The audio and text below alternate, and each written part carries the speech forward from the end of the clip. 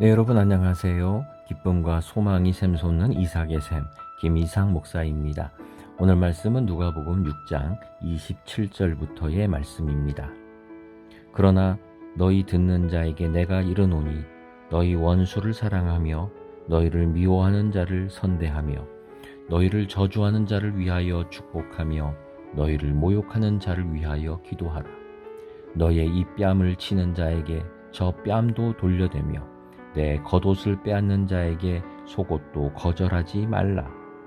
내게 구하는 자에게 주며 내 것을 가져가는 자에게 다시 달라 하지 말며 남에게 대접을 받고자 하는 대로 너희도 남을 대접하라. 아멘. 자, 오늘 말씀 우리가 많이 듣고 있는 그런 산상수훈 중에 그 한 말씀입니다. 마태복음에서는 5장부터 시작하지만 누가복음에서는 6장부터 이 산상수훈의 말씀들이 등장합니다. 이제 그 중에 이제 유명한 본문이지요. 원수를 사랑해라. 사실 이 본문이 참 우리가 볼 때는 굉장히 아름다운 본문이죠. 보시면 원수를 사랑하고 또 미워하는 자를 선대하고 선하게 대해주라는 거죠. 또 저주하는 자를 축복하고 모욕하는 자를 위해 기도하고 이 뺨을 치는 자에게 저 뺨도 갖다 대고 겉옷을 빼앗는 강도 같은 자 속옷까지 대주고, 지금 너무나 아름답고 놀라운 말씀이에요. 근데 한편으로는 굉장히 불편합니다. 여러분 정말 원수를 사랑할 수 있습니까? 미워하는 사람에게 선대할 수 있습니까? 나를 저주하고 내 욕을 하는 사람을 축복할 수 있습니까? 예, 할 수 있다 그럴지도 모르겠어요. 근데 여러분 생각해 보시죠. 직장에서 자꾸 나를 뒤에서 모함을 하고, 그래서 그 사람이 또 내가 한 그런 업적을 그 사람이 가져가 가지고 그 사람이 승진을 해요. 이런 사람이 있어요. 여러분, 이 사람을 우리가 만약에 이 사람을 축복합니다. 아유, 잘하셨습니다. 내가 당신을 용서합니다. 여러분, 그럼 어떻게 될까요? 그렇게 하면은 이 회사에 어떻게 정의가 설 수 있겠습니까? 여러분, 회사에서 어떤 사람이 횡령을 막 해요. 횡령을 했는데 우리가 원수를 사랑하라, 용서하라. 그래서 그 사람을 용서했어요. 매번 용서했어요. 여러분, 그러면 정의가 어떻게 설 수 있습니까? 오히려 악이 더 왕성하게 움직이지 않겠습니까? 재판정에서 살인을 한 악인이 있어요. 이 사람이 실실 웃으면서 자기 칼에 죽은 피해자의 부모를 조롱해요. 여러분, 그런 사람을 이 본문을 보며 용서하라라고 한다면, 이런 살인자를 그냥 원수도 사랑하고 용서한다 하고 한다면 어떻게 하나님의 공의가 세워질 수 있겠습니까? 굉장히 어려운 문제죠.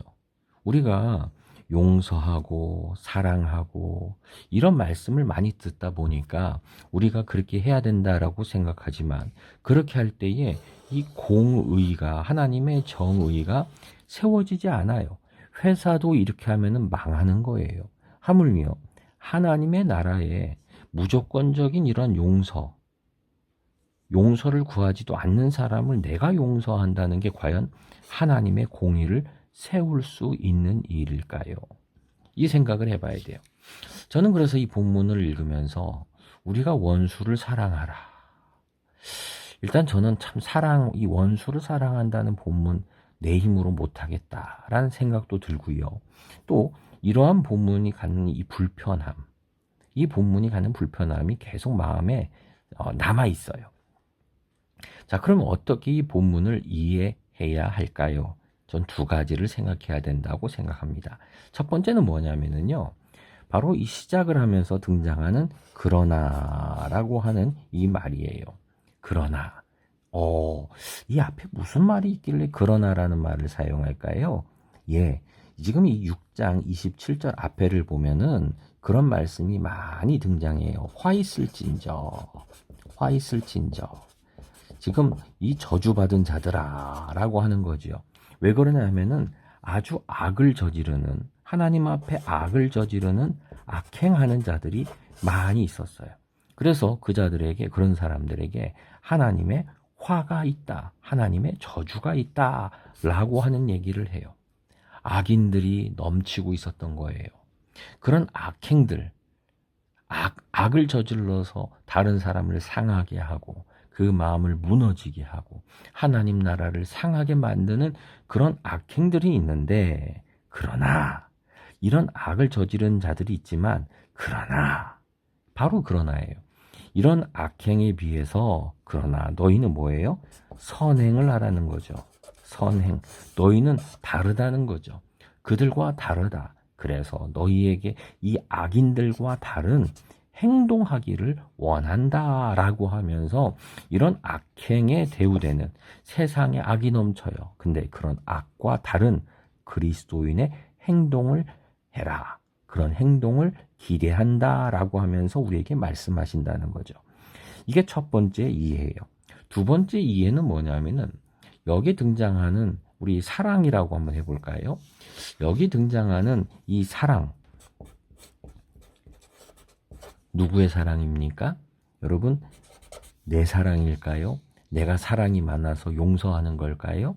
아니지요. 여러분, 이 본문을 보면서 느끼는 게 내 힘으론 도저히 사랑할 수 없구나 라고 하는 거예요. 한 번 용서할 수 있어요. 두 번 용서할 수 있어요. 근데 여러분, 끝없이 용서할 수 있을까요? 안 되죠. 내 사랑으로는 안 돼요. 여기서 바로 하나님의 사랑이라는 거예요. 이거를 할 수 있는 거는 하나님의 사랑뿐이구나 라고 하는 것을 우리가 깨닫게 됩니다. 여기서 드러나야 되는 것은 바로 하나님의 사랑이에요. 다시 말하면 이 하나님의 사랑은 원수를 사랑하고 나를 저주하는 자를 선대하고 기도해주고 축복하는 이 사랑은 결코 하나님의 정의와 대립하지 않아요. 우리가 지금 위에서 지금 이렇게 살인범을 무조건 다 용서해주면 이 공의와 대립을 한다고 그랬어요. 회사에서 횡령하는 사람을 그냥 무조건 용서해주면 회사에 정의가 없게 되는 거죠. 충돌을 합니다. 용서와 정의가 충돌을 하는 거예요. 그런데 하나님의 사랑이, 이렇게 용서하는 사랑이 하나님의 정의와 대립을 하게 될까요? 결코 그러지 않을 거예요. 이 사랑은 하나님의 것이에요. 우리가 해야 되는 것은 바로 이 하나님의 사랑인 거죠. 여러분, 부모님이 자녀에게 자녀를 사랑합니다. 너무 사랑해요. 근데 그 부모님의 사랑이 자녀를 종종 회초리를 들 수도 있어요.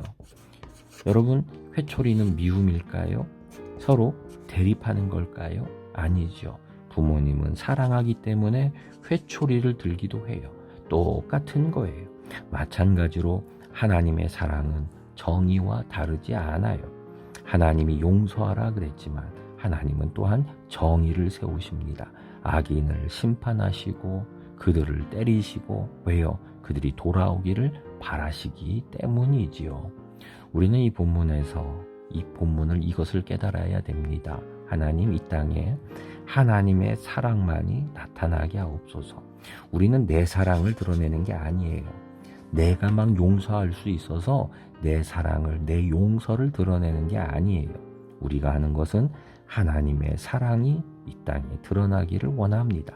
하나님의 정의로우심이 이 땅에 드러나기를 원합니다. 라고 하는 것이 바로 우리의 기도고 행동인 줄 믿습니다. 오늘 우리가 드러내고 사랑해야 되는 것은 무엇입니까? 오늘 내가 용서하지 못한 미운 사람, 누구를 용서하고 사랑해야 합니까? 그 속에 하나님의 사랑만이 넘쳐나기를 우리 기도해야 될 줄 믿습니다. 기도하겠습니다.